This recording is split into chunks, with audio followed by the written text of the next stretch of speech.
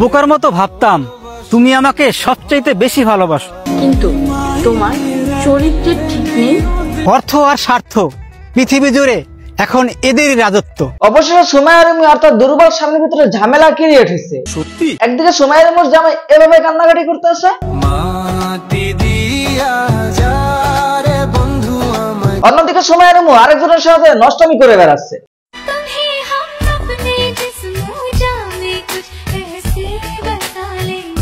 আর সুমাইয়া রিমির এরকম নষ্টামি নতুন কিছু না, আগে তার স্বামী তাকে ভাড়া দিয়ে নষ্টামি করাতো, এখন সে নিজে নিজেই নষ্টামি করে। তাদের ভিতরে ঝামেলা কি নিয়ে, টাকার ভাগাভাগি নিয়ে নাকি অন্য কিছু? শখের বয়সে একটা দামি মানুষ পছন্দ করেছিলাম, কিন্তু সে যে এত দামি তা আগে জানতাম না।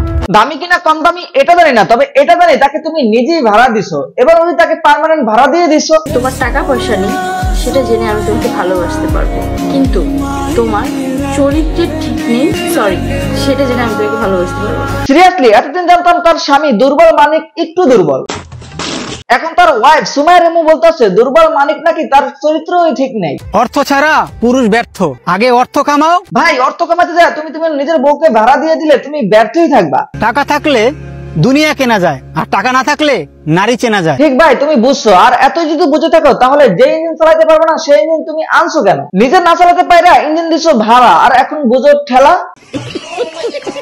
তুমি আমাকে সবচাইতে বেশি ভালোবাসো। এরা আসলে ভাই প্রতিবন্ধী, একজন প্যান্ট অর্ধেক খুলে তার কষ্ট প্রকাশ করতেছে, আরেকজন পুরাটা খুলেই তার অনুভূতি প্রকাশ করতেছে।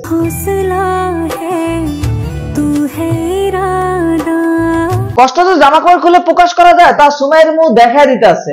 বোকার মতো ভাবতাম তুমি আমাকে সবচাইতে বেশি ভালোবাসো, তাই আমার দুর্বলতা তোমার কাছে বলেছিলাম। আসলে ভাই দুর্বলতা তোর, এই ইঞ্জিন চালাতে যতটুকু পাওয়ারের দরকার হয় তা তোর ভিতরে নাই, এজন্য তোর ইঞ্জিন ভাড়া নিয়ে আরেকজন চালায়।